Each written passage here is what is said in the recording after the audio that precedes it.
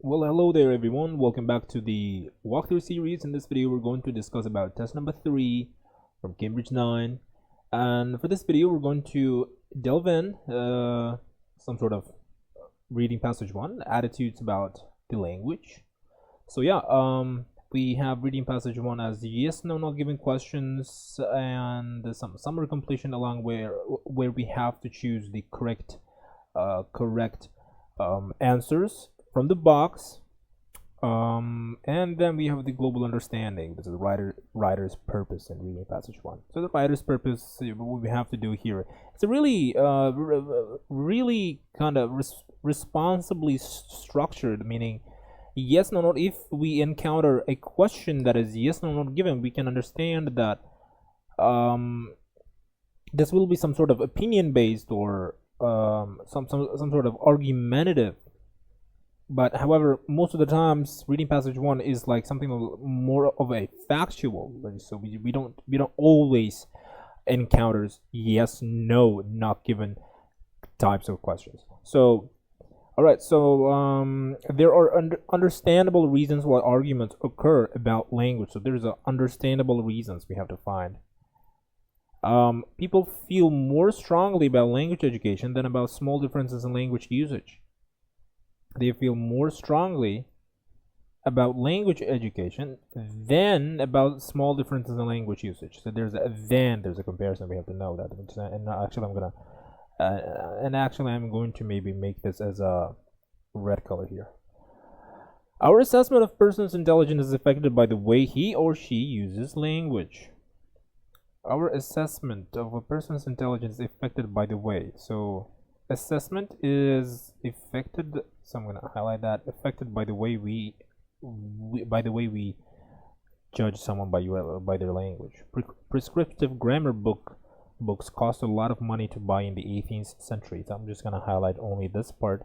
Then I'm going to concentrate on prescriptive grammar books. So I'm just going to take that as well. Prescriptivism still exists today. According to the descriptivist, it is pointless to try to stop language change. According to the word according to is a really nice paraphrase to say, from the point of view of descriptivist, is like from the point of view from descriptivist. So according to means in terms of an opinion. So descriptivism only appeared after the 18th century. Okay, both descriptivists and prescriptivists have been misrepresented. And then we have some summary completion. Alright, let's just first of all deal with yes and no given questions. It is not easy to be systematic and objective about language. Popular linguistic debate regularly deteriorates into invective and polemic. Language belongs to everyone, so most people feel they have a right to hold an opinion about it. And when opinions differ, emotions can run high. Arguments can start as easily over minor points of usage as over major policies of linguistic education. And I think that we found most of the question answers here, to be honest. There are understandable reasons why arguments about language. So understandable reasons, they're saying that it is not easy to be systematic. It is not easy to be systematic and objective about language study. Meaning systematic and objective. So there are two things there you have to understand, and these two kind of words are kind of they are connected together. Meaning systematic is when something is considered to be in a system. It's enshrined to a system or to a law. Whereas objective is something that you really want to achieve. So therefore, it is not easy to be systematic and objective about language study. Is that it is an understandable thing that it cannot be considered as to be very serious. So, and then it's trying to say why arguments occur about language. So therefore, the answer is going to be yes. So I'm going to write yes for that. People feel more strongly, and there we go. We found more as well. At the end, they're saying arguments can start as easily over minor points of usage as over major policies of linguistic education. And however, the catch is the word as over. The word as over is most of the time is quite, it's not, it's really in a really weird way. Sometimes we use the word as, the word like as, when we try to compare or contrast. So the word, however, as over means similarly to. So similarly to, people feel more strongly about language education than about small differences in language usage. As to, similarly to. So the arguments start. This means that people feel strongly in both minor point of usage and major policies of linguistic education. So the answer is going to be no. Minor is like a small, and then we have language as linguistic. So the answer there therefore is going to be no for that. So we are solving it pretty quickly here. Okay, we have now our assessment of person is intelligent. All right. Language, moreover, is a very public behavior, so it is easy for different usages to be noted and criticized. Alright, so we can see the word noted and criticized. Something like not a very public behavior. Not part of society or social behavior is exempt. No part of society or social behavior is exempt. Meaning that the word exempt is when if you're exempt from something, then you don't have to do something. Then they're saying that it's not that they don't have to do something. So no part of society or social behavior is exempt. Exempt is like to exclude something. You don't have to pay. You don't have to do something. So you're absolutely independent from completing a particular task. So therefore, however, they're saying you're not excluded. You are included. So linguistic factors influence how we judge personality. Intelligence, number 2, social status, number 3, educational standards, number 4, job aptitude, number 5, and many other areas of identity and social survival. So the word our assessment of personal intelligence is affected by the way he or she uses language. And the answer is absolutely yes. The word influence, we can find the word, where was that? The word effect, we can find the word influence. There where was that? Influence. There we go. We have the word influence, and so therefore it's going to be yes for us. I'm gonna take that and highlight it, or maybe make it a little bit bolder. Prescriptive grammar books cost a lot of. All right. As a result, it is easy to hurt and to be hurt when language used is unfeelingly attacked. In its most general sense, prescriptivism is the view that one variety of language has an inherently higher value than others, and that is out to be imposed on the whole of the speech community.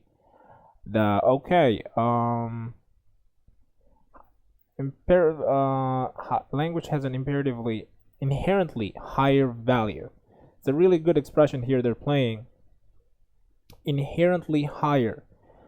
Inherently higher than others, and that is to be imposed on the whole of speech community. The view is propounded especially in relation. I think we have an answer here as well. I guess that's what I think.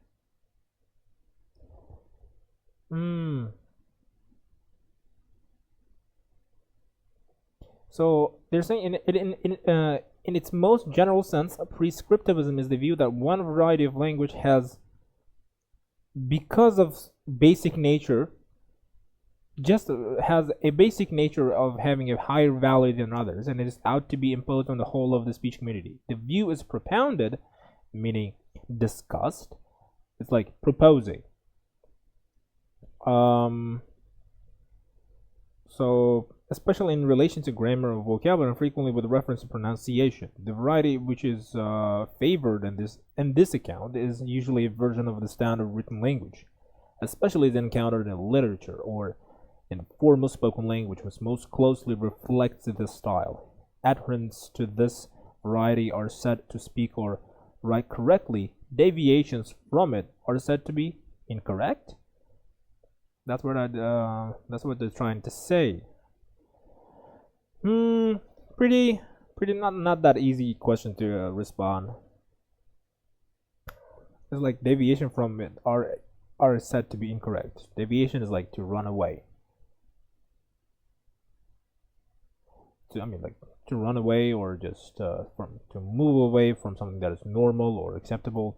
So I think the answer, because of the 18th century, I can't find the word 18th century here.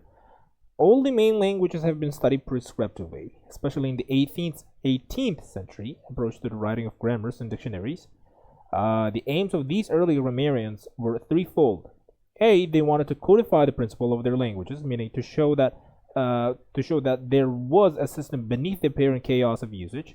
That's number one. They codify the principle means to make the principle of the language as a law. And they wanted a means of settling disputes over usage. That's two. And they wanted to point out what they felt to be common errors in order to improve the language. All right. The authoritarian nature of the approach is best characterized by its reliance on rules of grammar. Some usages are prescribed and to be learned and followed accurately. Others are proscribed, to be avoided. In this early period, there were no half measures. Usage was either right or wrong, and it was the task of the grammarian not simply to record alternatives, but to pronounce judgment upon them. I think that the answer is not given. We're not going to waste time there, because there's nothing about price. These attitudes are still with us, and they motivate a widespread concern that linguistic standards should be maintained. There we go. We found another answer, and the word prescriptivism still exists today. Yes, it does. These attitudes are still with us. That's what they're trying to say. But here's that. Where was it? All the main languages have been studied prescriptively, especially in the 18th century approach to the writing of grammars and dictionaries. Some usages are prescribed and blah blah blah. And then in paragraph 5 here, it is saying that these attitudes are still with us. Therefore, I think that the answer is going to be yes. All right. According to Descriptivism, it is pointless to try to stop language. Nevertheless, there is an alternative point of view that is concerned less with standards but the effects of linguistic usage. This approach is summarized in the statement that it is the task of the grammarian to describe, not prescribe, to record the facts of linguistic diversity, and to attempt the impossible task of evaluating language variation or halting language change. Halting is like stopping, so they're saying that not to attempt the impossible task of changing the language. It is impossible to try. Yes, the correct option is yes. Halting is like stopping or changing it.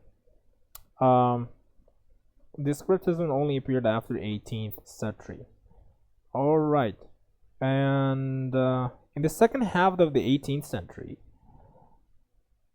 okay, but I remember somewhere it was where was it?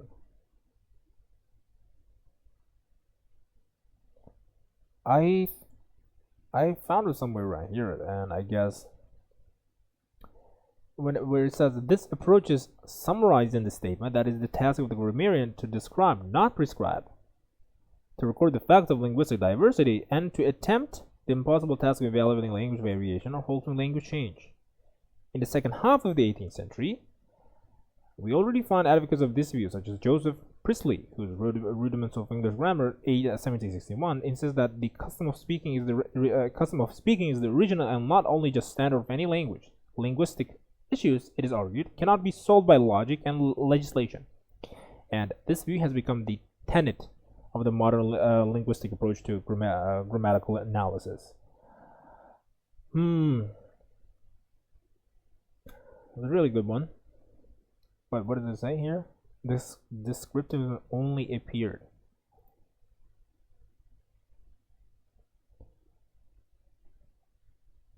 I think that the answer is no. After the custom of speaking is the original and only just standard of any language. Only appeared after the 18th century.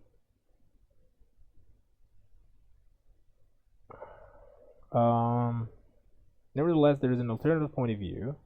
This approach is summarized in the statement, and that is the task of the grammarian to describe, not prescribe. So there's descriptivists, right? Not prescribed to record the facts of the linguistic level of diversity and not to attempt to impose it, blah blah blah blah. In the second half of the 18th century, we already find advocates. Meaning we already had it.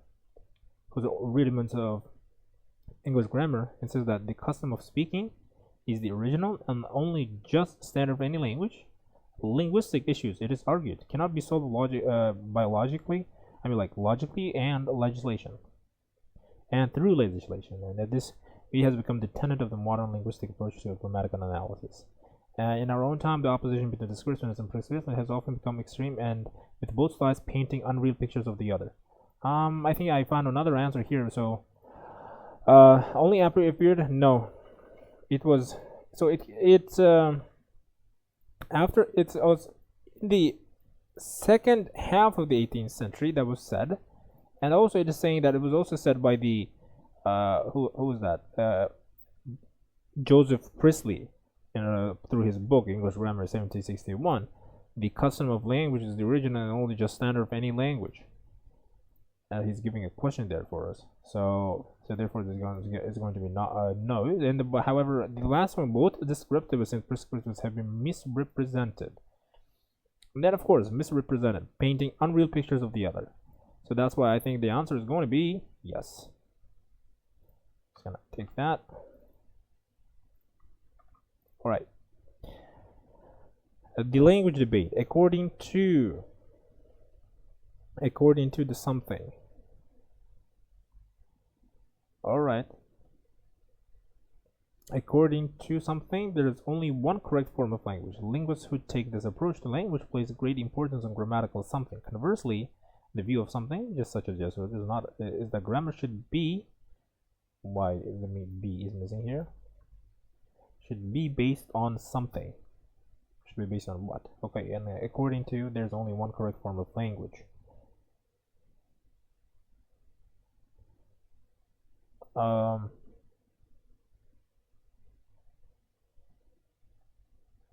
One variety of language has an inherently higher value. According to who? According to something, there's only one correct form of language. The way that one variety of language has inherently higher value than others. Prescriptivism. Okay, we have H here.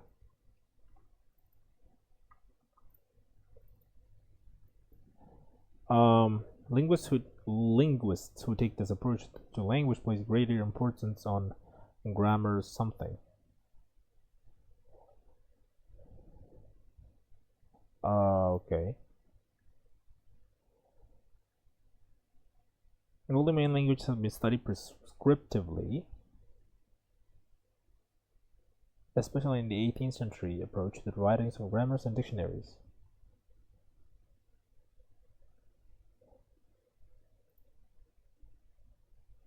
Who take this approach to language place great importance on. The aims of these early grammars were threefold. They wanted to codify the principle of their language to show that there was a beneath something. They wanted the means of solving dispute. The authoritarian nature of the approach is best characterized by its reliance on rules of grammar. I think that's a rule. Do we have rules? Rules, yeah, we have rules. I think that is an F. Conversely, the view of something such as Joseph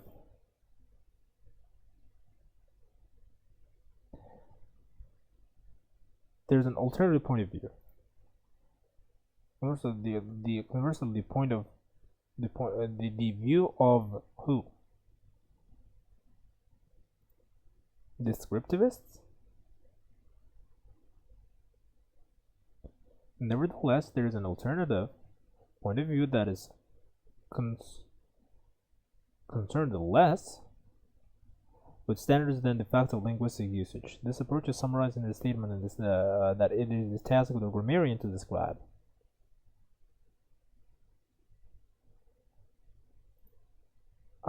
Conversely, the view of descriptivists, according to, wait, gotta take that like as such. No, thank you.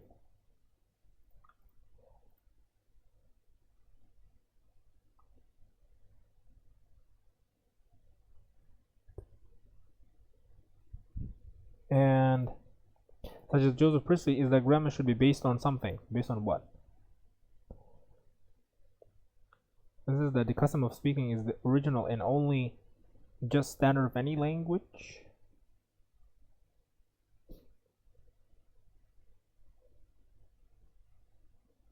What options do we have? Language should be based on language experts. No, it should be based on evaluation. Change. The custom of speaking. The custom of speaking. Custom of speaking is, I think that's popular speech. There's nothing more suitable. Cause of course, popular speech means, custom. What was that name?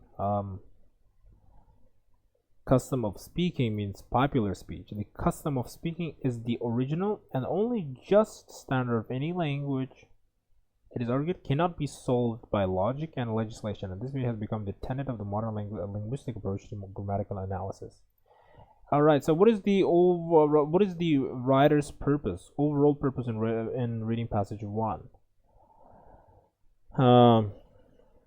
In this passage, the whole passage is about some sort of language and some grammar and stuff like that. So, to argue in favor of a particular approach to writing dictionaries and grammar books, and I think that is not only it's not in favor. It's about some descriptivists and prescriptivists, and there's only very small. And there is only a tiny portion of where dictionaries and grammars are taught. So I think that's not the answer. To present a historical account of differing views of language. I like this option. To describe the difference between spoken and written language. Nope, it's not talking about that. Absolutely not. To show how a certain view of language has been discredited. No, it wasn't discredited, but there's some clashes between point of view. So I think to present a historical account of differing views of language. So because I think if we just look at the first sentence,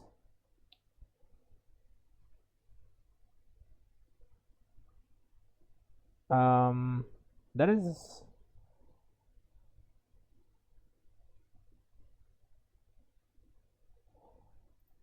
One more time, to argue in favor of particular faith. The first one is like which is the prescriptivism, which is the view that one variety of language has an inherently higher value. We remember there was an inherently higher value than others, and that is out to be imposed on the whole of the speech community. And next is second one, I guess, right?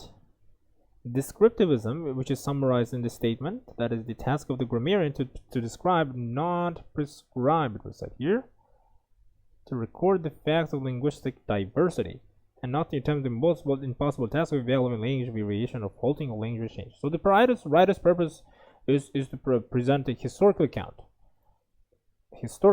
Yeah, there we go.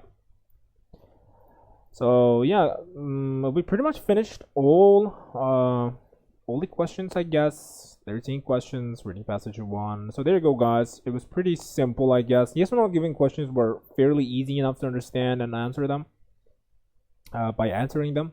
However, summary completion here, we were stuck for a tad bit because we found the word like popular speech, the custom of speaking. Custom of speaking means a popular speech. So we found some we found some complexities in terms of answering those questions, but we still managed to deal with it. So yeah, there you go, guys. As I mentioned one more time, we finished it. If you have any questions, you can leave your questions in the comment section below, and of course I will be very happy to respond back. And if you like the video, please hit that like button, and of course subscribe for more videos to come in the future, as your support means a lot to this channel to keep running. All right, of course, to provide such educational content for free. So yeah, thank you very much for watching, guys. Don't forget to subscribe, of course, if you haven't. And thank you very much one more time for watching this video, and you have a wonderful time.